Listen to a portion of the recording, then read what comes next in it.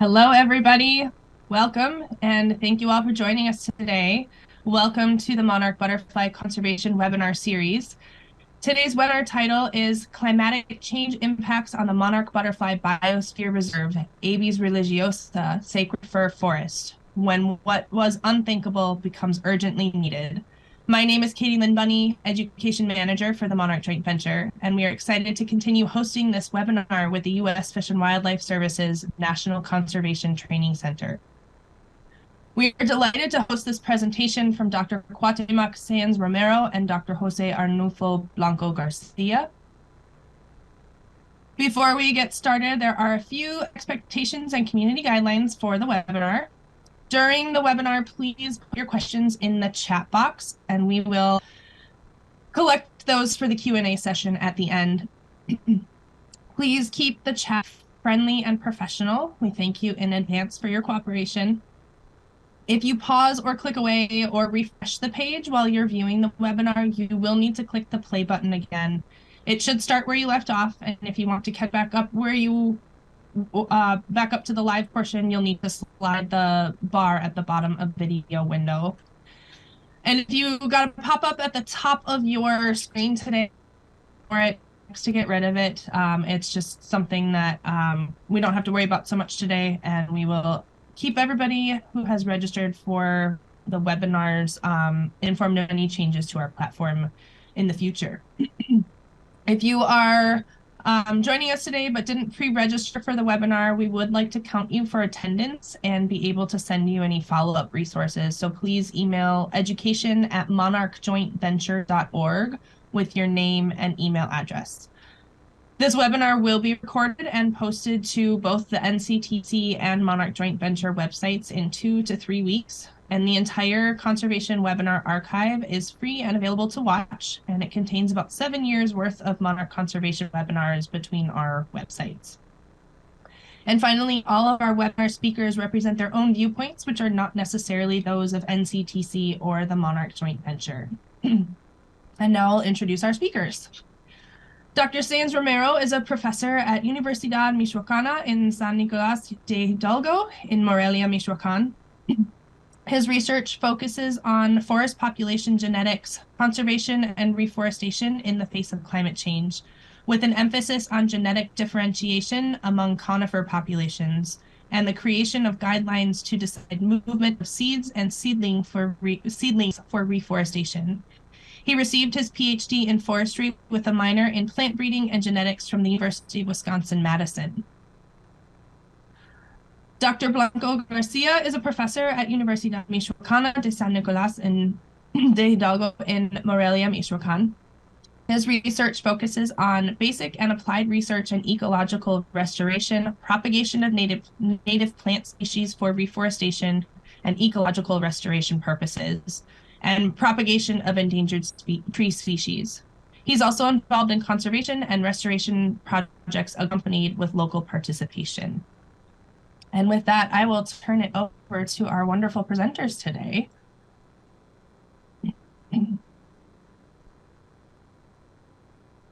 Do we go ahead? Okay, Katie? Yep, we're ready when you are. Okay, thank you. Thank you very much, Katie, for your invitation and presentation. So let me show my screen, and you let me know when it is in full screen, please. You tell me when it is in full screen, Katie.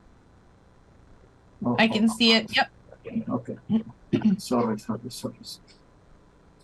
Okay, let's start here. So we want to discuss what are the challenges because climatic change and what kind of different things are needed to do for a more successful reforestation. Reforestation in Mexico always has been difficult for many reasons, but now climatic change imposes a new challenge. I want to talk about the reforestation effort in the overwintering sites in the Monarch Butterfly Biosphere Reserve in the border of Mexico State and Michoacán. Michoacán is the state where we are, in the State University of Michoacán. And as you know, there are some models that project the climate of the future and project what we call suitable climatic habitat, which is the geographic space occupied by the climate that is good for a given species, in this case, sacred fair, Abies religiosa, and the suitable climatic habitat for sacred fair get smaller and smaller because it gets at a higher altitude in the mountains, and because the conicity of the mountains at higher altitude, there are less surface available for the species. That doesn't mean necessarily that all the trees are going to die, but it means that the trees are going to be more and more stressed because the climate is going to disappear completely inside the Monarch Biosphere Reserve area, as we show in the low left panel. And the previous map was a projection, but what are the actual data? So in my left, it still is the projection for the climate for the mean annual temperature of this. In average for the state of Michoacan is the expected increase of temperature. So I want to make emphasis in the thick line, which is the average between several climatic models that indicate by 2030, or more exactly the decade centered in 2030, we expect an increment of 1.4 degrees regarding a reference period, which is 1961-1990. And in the right figure, I have the increase of temperature that actually has happened, which is in the Nevado de Toluca, a mountain that is in the neovolcanic axis. It's not exactly the reserve, but it's a similar mountain in some sense.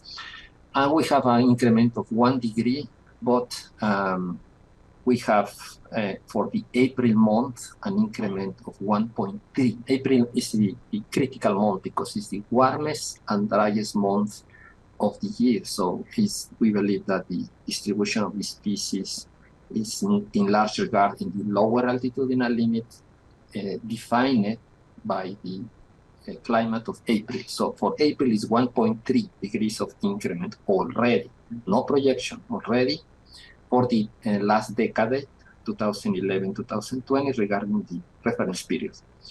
And what about precipitation? So in the blue, we have what we have collected of precipitation with some traps of rain that we have installed in the Monarch Biosphere Reserve. This is a low altitudinal site near of Tlalpujahua, Michoacan. And the broken line is the historic average per month for the reference period 6190. The red line is a mortality that we have in a low altitudinal experiment with Abies religiosa. So my point with this graph is, look how the rainy season starts like 1 month later. Instead, starting in May, starting June, and ends earlier in October instead in November.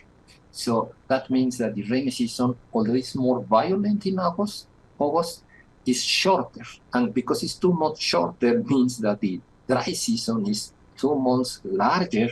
And not only larger, it's also drier, because see the precipitation that we have in 2021, when we have the effect of La Niña, we have November, December, January, February, March. I don't have April here, but it was 0. So it's longer the dry season and drier and warmer. That combination is bad. And I have here the global, the worldwide increment of temperature trend. The green line is the trend that we have had in the last decades. And this yellow projection, which the part of the trend that we had, is what James Hansen is the author of this graph and is the former director of the Goddard Center of the NASA, the Climate Center of the NASA. He is suggesting that the trend of global warming is accelerating for several reasons. One is the El Niño, La Niña 2023 and 24, but also because there is less paradoxically, I don't know the word in English, is that paradoxically, there is less emission of sulfur by the ships that transport the merchandise across the oceans, because it was a change of the gasoline that they use, and because there is less sulfur, the clouds are less brilliant, and because are less brilliant, they reflect less the sunlight, and also there is less particles suspended in the atmosphere because China has reduced the burning of carbon.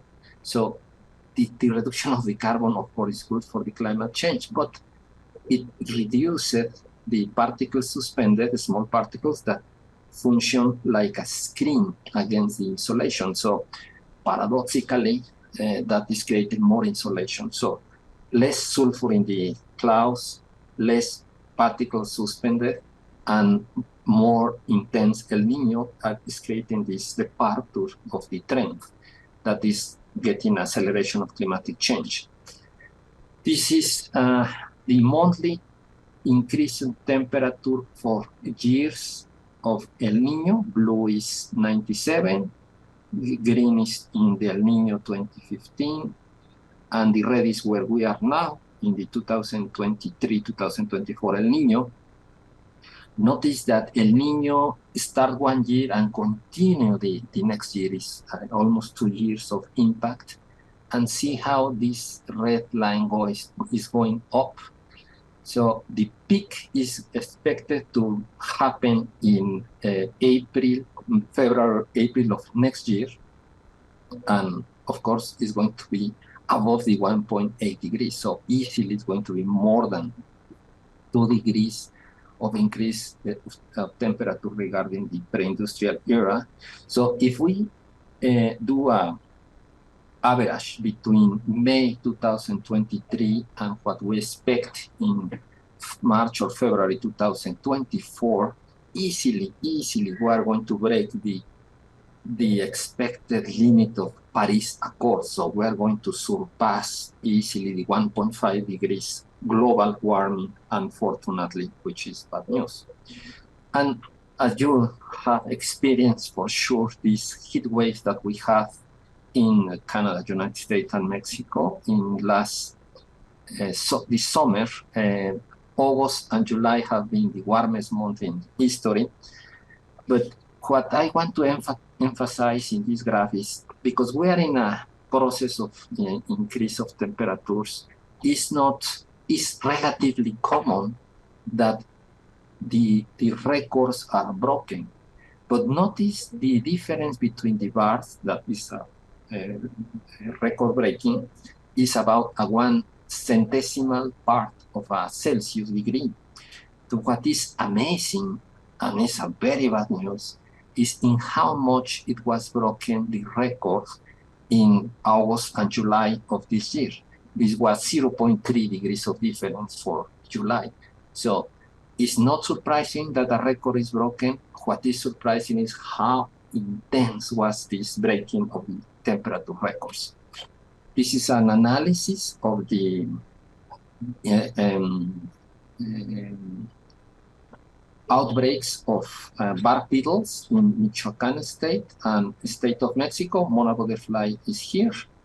And clearly there is an increment of the outbreaks of bark beetles. So how express in the forest this increase of temperature that represent environmental stress is weakening the trees, and a weak tree has less opportunities to defend itself from the attack of the pests, so the bark beetles are more successful.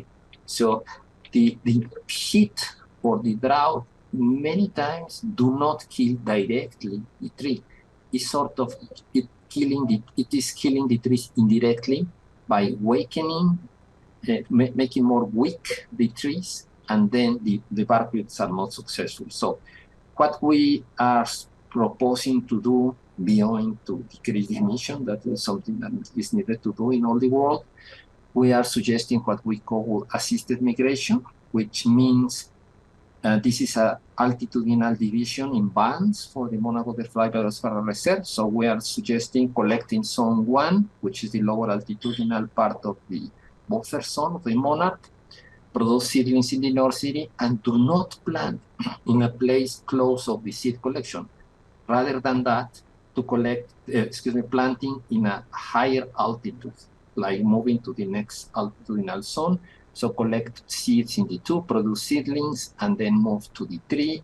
The problem that we have is beyond the summits, we don't have a place to go. We have the sky, so the mountain ends. So we have to change of mountain. And what should we plant in the lower altitudinal zone? Because I said collect seed in the 1 and plant in the 2, but then what we plant in the 1? We have to plant in the zone 1 the next species that distribute currently at lower altitude, which is a pine pseudostrobus. And this is controversial because I know that this is controversial because zone 1 will start changing of species composition by this, but it's what we believe is needed because the warming. And we are doing something that never had been done before, that is collecting seedlings recently germinated from the seed in a site where the local peasants, like this extraordinary man that passed away during the COVID crisis, the Don Francisco Ramirez Cruz, which was the former chief of the Ejido La Mesa in the state of Mexico, he told us, to Arnulfo and me, some particular spots where it was a lot of moss and the seed germinated from natural regeneration on the moss. But when the dry season arrives, it shrink and the moss and the seedling has not yet reached the soil. So he told us the seedlings are going to die. So we rescue them and put them in plastic bags of nursery and produce in a communal nursery, forest nursery. Each color of the labels are different provenances because we collect along an altitudinal gradient, and then we keep producing seedlings at high altitude, 3,000 meters. 3,000 meters is important because we create with that hardening of the seedlings, because many nurseries are placed in cities. Cities are at lower altitude. It is easier to put a forest nursery in a city because you have, transportation, water, electricity, everything. But the seedlings suffer a lot if you produce a low altitude and then you plant a very high altitude, because we need to plant above 3,000 meters of altitude, which is like 9,000 feet. So with Arnulfo, we planted an experimental site with assisted migration, meaning collecting seeds at lower altitude of Abies religiosa, produce seedlings in the nursery, in these communal nurseries, and then planted at very high altitude, 3,400 meters, in a place that was disturbed by a forest fire, and it was not natural regeneration. And then we placed 2 treatments. One was removal of the shrubs to see the effect of do not have shrubs. And other treatment in other plots was planting the assisted migration moved seedlings under the shade of pre-existing shrubs. In a second experiment, here we planted in a regular spacing, 1.5 by 1.5 in a grid. Behind ahead of the hub, there is a seedling here that is hard to see in the photography, but he's there. In a second experiment, we planted in circles around the bushes, the shrubs, to optimize the use of each shade. And we have a control plots with no shrubs, and we planted in a circle around the imaginary center. And this is the result. So after 5 years, and for six years is the same thing, we have above of 90% of survival of seedlings under the shade of shrubs, and only less than 5% of survival in the open. This idea of the shrubs is an idea of Arnulfo Blanco, who is going to be the next speaker. And the assisted migration is this idea of compensate the change of the place where it's happening the climate that it is suitable for the species, which is now happening, the suitable climatic habitat is happening at higher altitude than before because the ongoing climatic change. And we have done altitudinal transects of collect of seedlings, and then we did what we call, we collected at high altitude and planted at low altitude, collected at low altitude and planted at high altitude. So the sites were at 2,600 meters, 3,000 and 3,400 meters of elevation.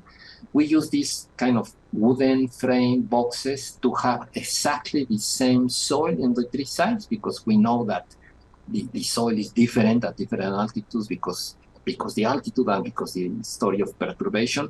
We put this shade screen to emulate as a proxy of the effect of the shade of shrubs. And you may ask, why are we planting 3,000 meters? Because it's our reference site. Many overwintering sites are close to 3,000 meters. Why 3,400, which is very high? It is because we are testing the assisted migration up to higher altitude. And then you may ask, why to plant at low altitude? So I am saying we should move provenances and seed sources to higher altitude. Why going down in this hill? Because this site is very important for us, the low altitude, because it's a window for the future. It's a way to see what happened with 2 degrees more. So if we move from 3,000 to 2,600, it's 4 meters of altitudinal difference, and that is equivalent to 2 degrees, which is the Paris Agreement. So we wanted to see what will happen with the seedlings with 2 degrees more going down 400 meters. And with this response curve, we plot the average of every provenance that was collected at different altitude and planted in this reciprocal transplant experiment.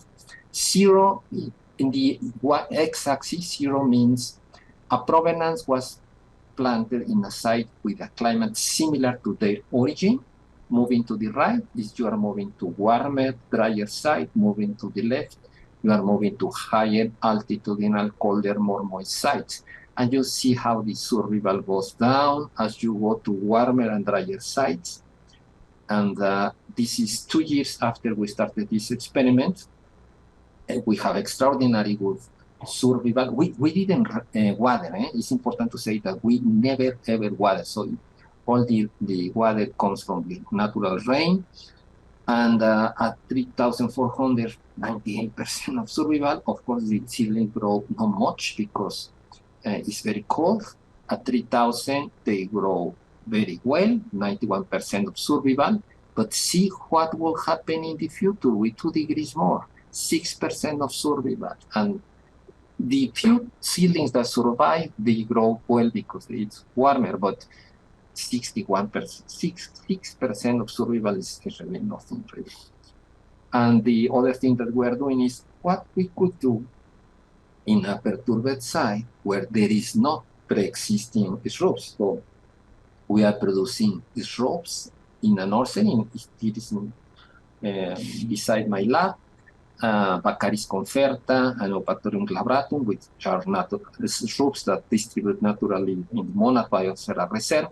This is Llano del Conejo. If you go to El Rosario to see monarchs, likely you are going to pass nearby this Llano del Conejo.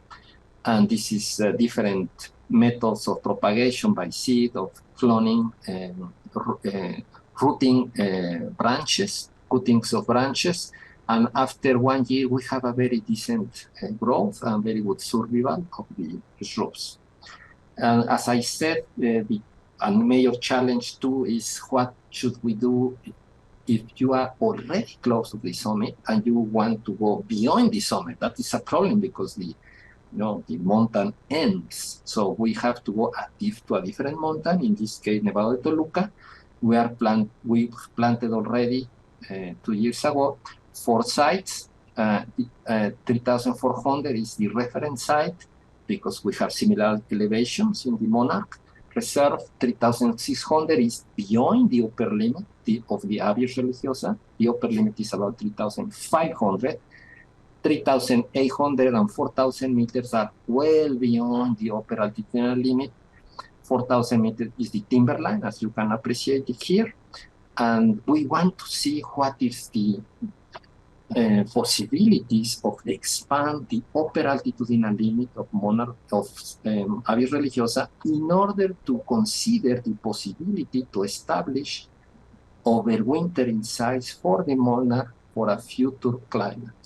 So this is something is a sort of ex situ conservation measurement to establish potentially overwintering site beyond what is the natural distribution of sacred fur today. And these are preliminary results. In the x-axis, what I have is similar to the previous. It's a climatic transfer distance, which is the difference between climate of the site minus the climate of the seed source. We have negative numbers because we are moving to colder sites. And you see that as we move to colder site, of course, the seedlings suffer, and today, but they will not suffer in the future so much. And even at 4,000 meters, which is the extreme movement of the lower altitudinal provenances that are planted at 4,000 meters, we have even a negative growth, which means that we have some damage of the seedlings and no growth.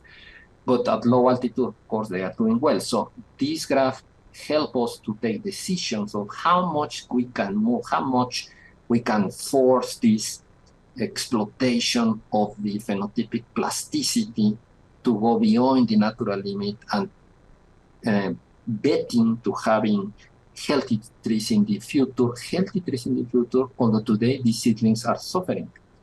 And this is this similar construction of the plotting of the graph, but with survival. So we can say, okay, how much mortality I will have if I move 3 degrees to colder side, or 5 degrees, or 1 degree. So this discussion of assisted migration is a controversial discussion, but needs to be solved with hard data. And we are doing that. We are trying to produce hard data. So what are the things that in the few years ago were unthinkable? Many people would think that we are crazy or something, but now we believe that are needed, is to move the forest of sacred fur to higher elevation, even beyond the upper altitudinal limit, protecting the seedling with shrubs, existing shrubs. If there is no pre-existing shrubs, we need to plant them, and to plant them, we have to produce them in the nursery. We can rescue natural regeneration seedlings that otherwise may die, and put them in containers of for the nursery production, and planted them during this process of assisted migration. And we want to plant now not anymore in a regular spacing of 2 by 2 meters or something. We believe that it's better to plant in circles around the shade of a pre-existing shrub or planted shrub. And we want to make emphasis that ex situ conservation needs to have a more important central role rather than the in situ. Why? Because the in situ, the climate is changing too fast, and it's going to change very much this 23, 24 because the El Nino. So we have to consider ex situ conservation options with more strongly than before. And of course, we need the help of local people like Don Francisco Ramirez Cruz and now her widow, Doña Petra, because they are the guardians of the forest.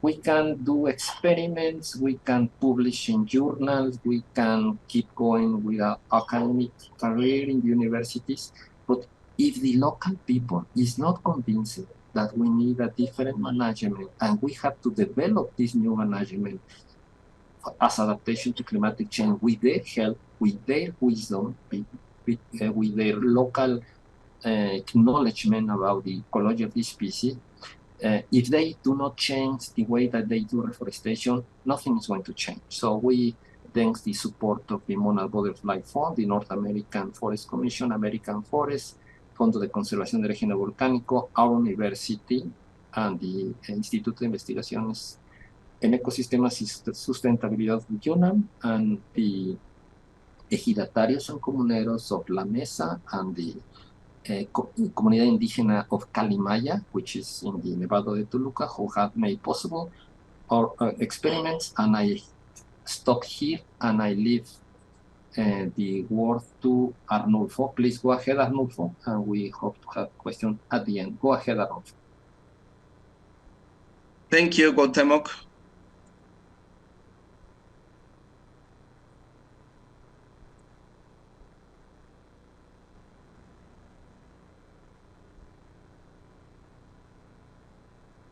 Okay, I'm going to talk to you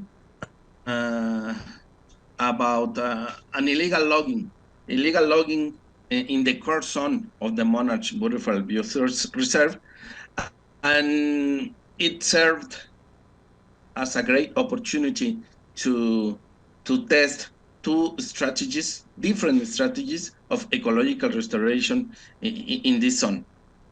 It's a trial that is accomplishing 8 years. In order to recover a degraded ecosystem, we can choose one of two strategies. The active restoration seeks to eliminate the disturbing agent and implement different strategies to accelerate site recovery, like disturbance control, reforestation, soil conservation works, but is not cheaper. Is higher the cost of doing active restoration. On the other hand, we have passive restoration, which eliminates the disturbance agents, as in active restoration, but then you let the area to recover by itself. It's a low-cost strategy, and the feasibility depends on natural regeneration capacity, but the rate of the recovery is very slow, and sometimes it's perceived that the site is abandoned because the people only watches roofs. In the recent literature of ecological restoration, we can see that the success of ecological restoration is higher for passive restoration, when you retire the degradation agent and let the system to recover, as in tropical and temperate forests. The Monarch Butterfly Biosphere Reserve receives a considerable amount of financial resources for reforestation purposes. So it's important to test these strategies to restore the site. The question is active restoration is more expensive and is not always an effective strategy? What do we must know in before to decide for passive restoration? Well, this slide is only to show you that if we want to choose that an ecosystem passes by natural regeneration, we must know that this process in this slide is occurring. We must be sure that this process will be occurring in the site. So look at the pictures, look at the slide. In 2015, we had an embarrassing illegal logging in the core zone of the Monarch Butterfly Biosphere Reserve. Look the difference. In only a few months, the site was logged, illegally logged, and nobody did anything to stop it. This illegal logging served as a trial and a great opportunity to study both strategies. You can see the flight of the drone. The image comes from the flight of the drone. Is from 2016, 1 year after illegal logging. Look at the photograph in the right, in the upper right. and you can see the site 1 year after the illegal logging. And in the photograph below, you can see members of the advisory board of the Monarch Butterfly Biosphere Reserve, ejidatarians, scientific academics, the director of the reserve, government agencies, and everybody had a different opinion of how to treat, how to carry on the restoration of the site. And the director of the reserve was very worried about what to do.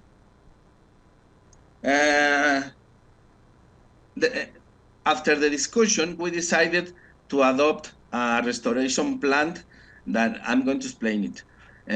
We divided the zone according to the different level of degradation. We decided not to treat the whole site as a unit. We select zones or sites type 1, like in the image, in the upper image, you can see zones of the illegal logged area where no plants were left, nor plants, trunks, bushes. There was anything. It was a barren land. And we think this kind of sites must be planted immediately in the next rainy season to ensure a forest cover in few years. But the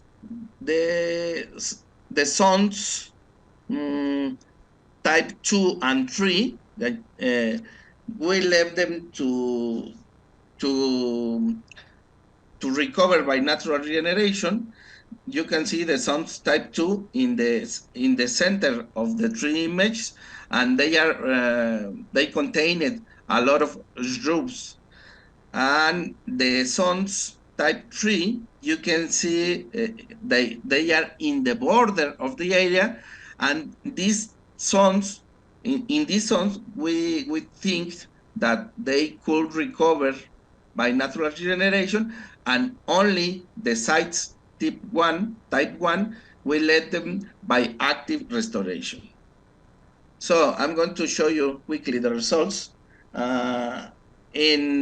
After 3 years of the intervention, we had higher values of survival of pines and sacred fir.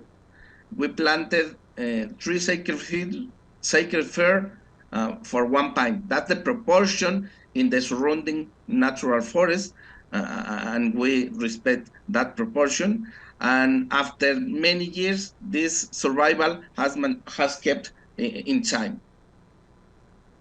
Look how the trees have, the planted trees have been growing. They are now 7 or 8 years before, they have 3 or 4 meters height in average. So look at the pictures, how the trees have been growing.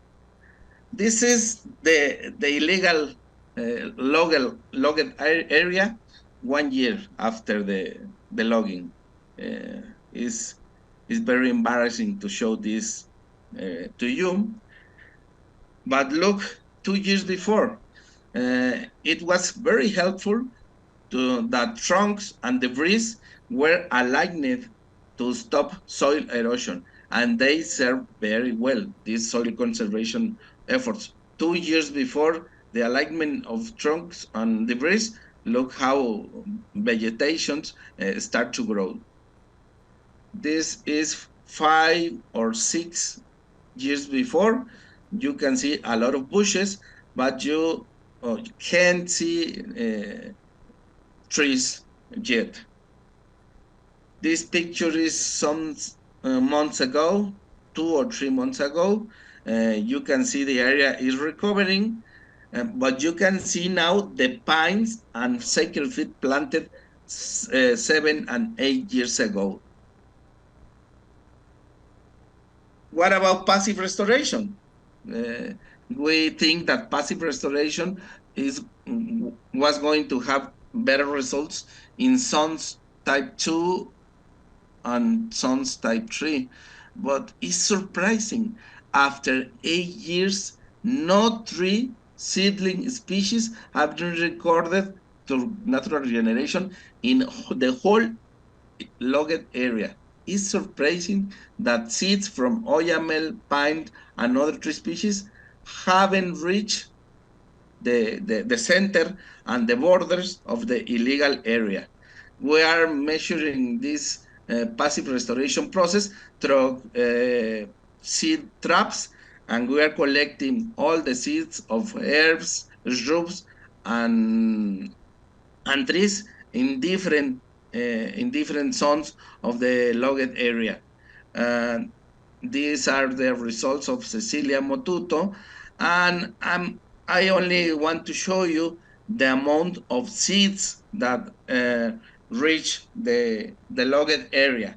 In the graphic, in the left, you can see that almost 75% of the seeds collected in the traps were beneath the forest, beneath the surrounding forest. The rest, only 25%, were collected in the border, in the interior, or in the center of the logged area. Especially in the east part of the logged area is where the bigger proportion of seed rain of oyamel is coming to the area. But it's not enough, as we have seen. Look, we have another type of sons type 4, which is beneath the forest. We made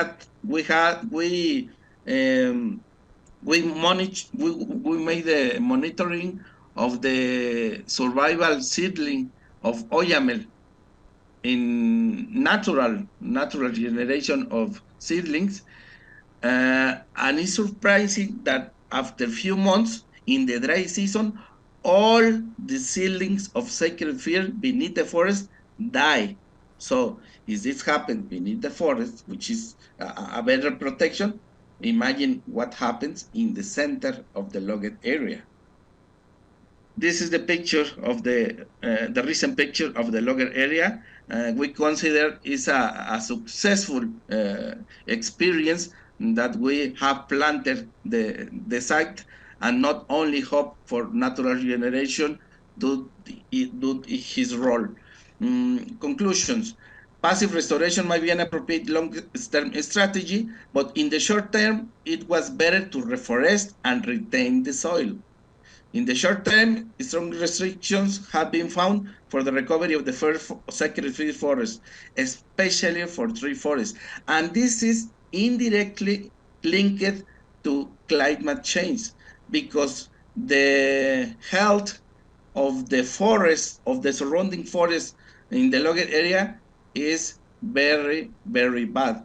And we think it's because climate change that put stress in the trees and don't let them to produce enough seedlings to regenerate the logged area. The low production of sacred fir seed in the cleared area is worrying, and even more, the lack of germination.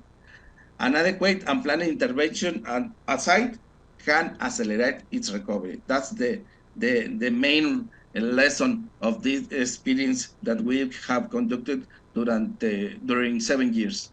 I want to thank to different agencies that have funded this study during very years. Thank you very much. That's all. Thank you both. That was so interesting. We are going to take the next few minutes for some Q&A. If we don't have time to answer every question, we'll do our best, and we'll see if we can include some answers in the follow-up email that goes out after the webinar as well. So let's start with, I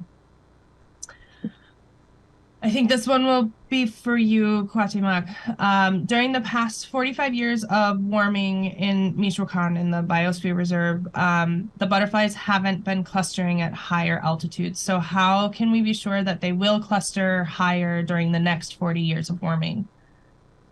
There is no insurance about that is a bet, is a option that we want to have open, to have healthy forests of the sacred fed at higher altitude. Although in the Iztaccíhuatl volcano, in the volcanic axis, Iztaccíhuatl is the third highest altitude volcano in Mexico, there is a relatively new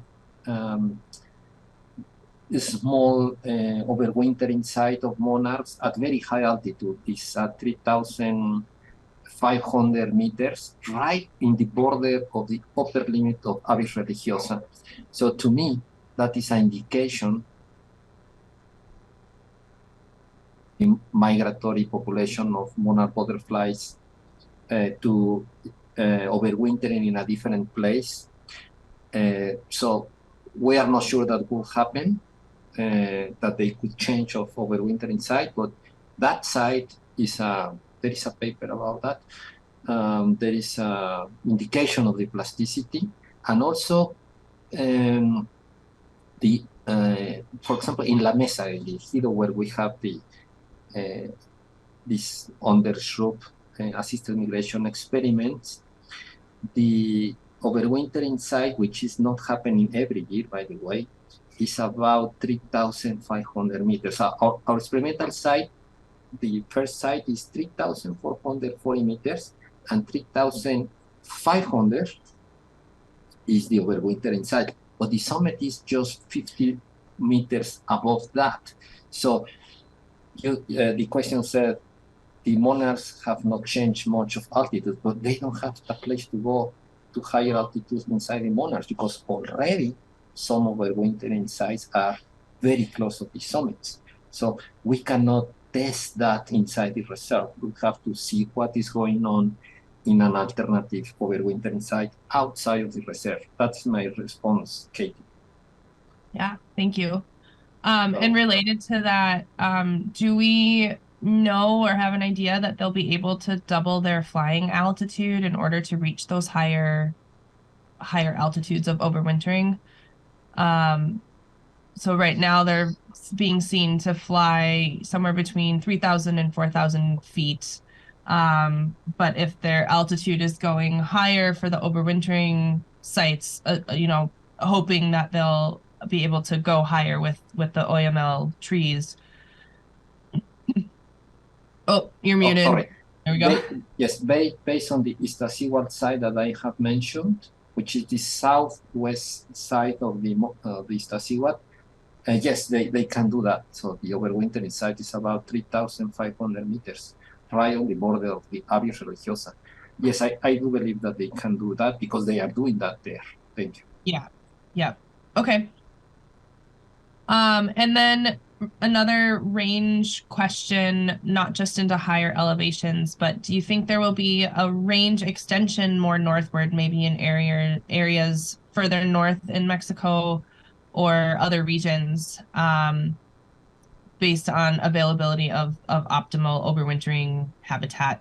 My answer is no, because the high altitude in Mexico are in these volcanoes along the neovolcanic axis. Neovolcanic axis is a range of mountains east-west, and norther than that, there is, in the center, is a drier area. Is the a plateau, very dry, where there is Guanajuato, Zacatecas, San Luis Potosí, is very dry. We have Sierra Madre Oriental and Occidental that goes east and west of the extremes of the neovolcanic axis, but their altitudes are lower than the neovolcanic axis. Right. The summit of the Sierra Madre Occidental northwards is in the border between Chihuahua and Durango, and is like 3,500 meters. And this already the summits in the monarchs. So no, I believe that the moving northwards is not a good option because this issue. Go ahead. Yeah, well, and I was just gonna kind of relate that to their breeding habitat range, and there are some models that are showing that their breeding range could either both move northward and shrink, or one or the other. So there are some concerns and considerations with the length of their migration, if that should happen with the range of their host plant. But there's a lot that we're still learning and need to study further about that too. I don't feel qualified to respond that because I work on the trees rather than directly on the monarchs. So I don't know about that. Yeah, no, that's totally fine. And for those of you who are wondering that question, Jenna and I will do our best to find some resources on that particular shift in range. There have been some climate models that look at that, but they're a couple years old now, more than a couple. Okay, another question for you, Guatemala. Are you adding just the fir trees at those higher elevations, or are you looking at adding similar understory plants that grow with them, or are they the same anyway?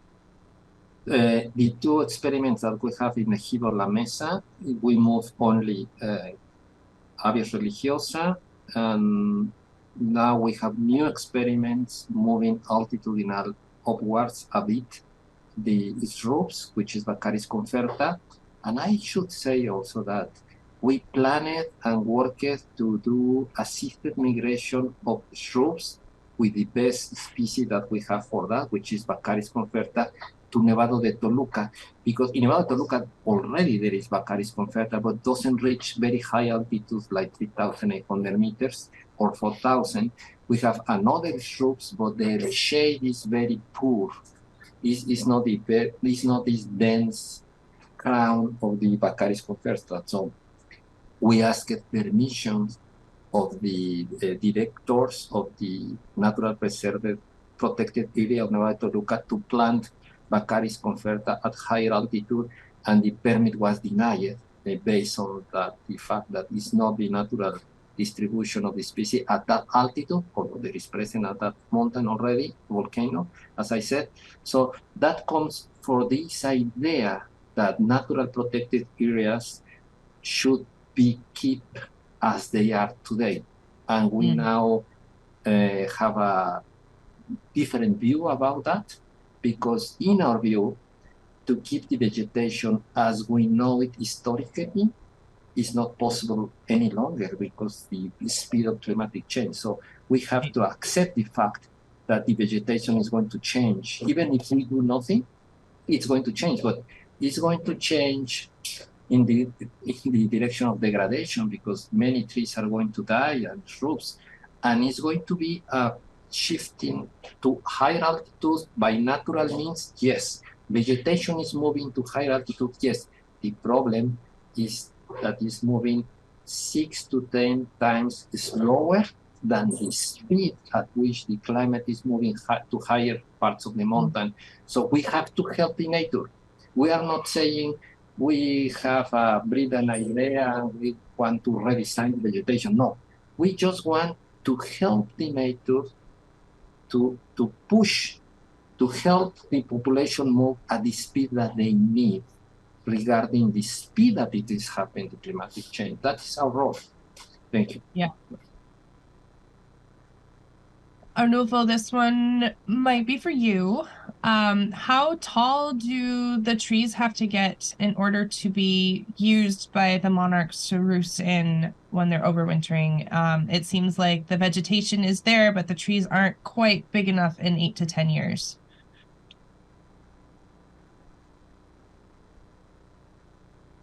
Sorry, can you repeat it again, Katie? My internet is failing. Sure.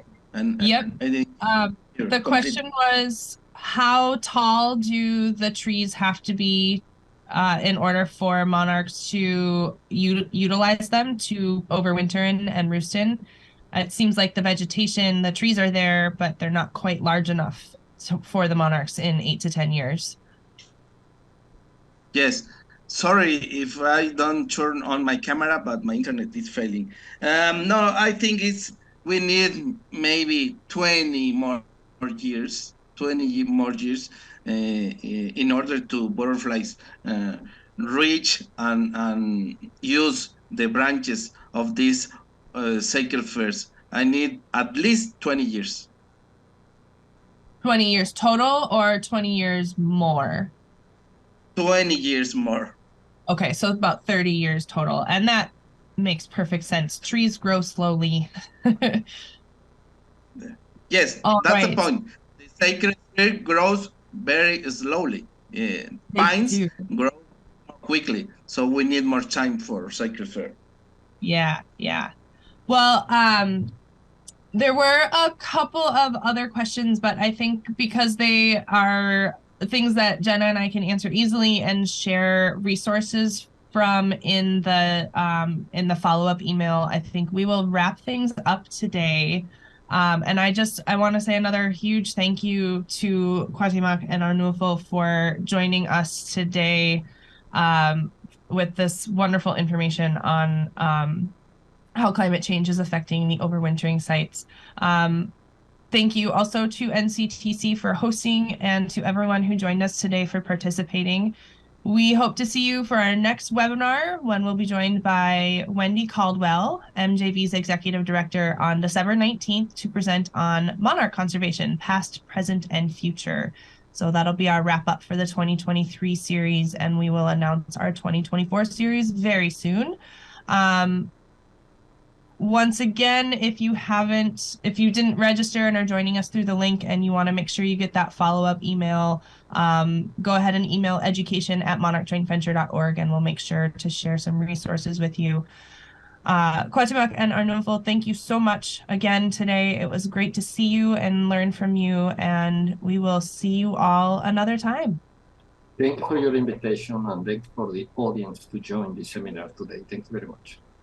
Thank you, Katie. Thank you, Robert and Jenna. Thank you very much. Enjoy your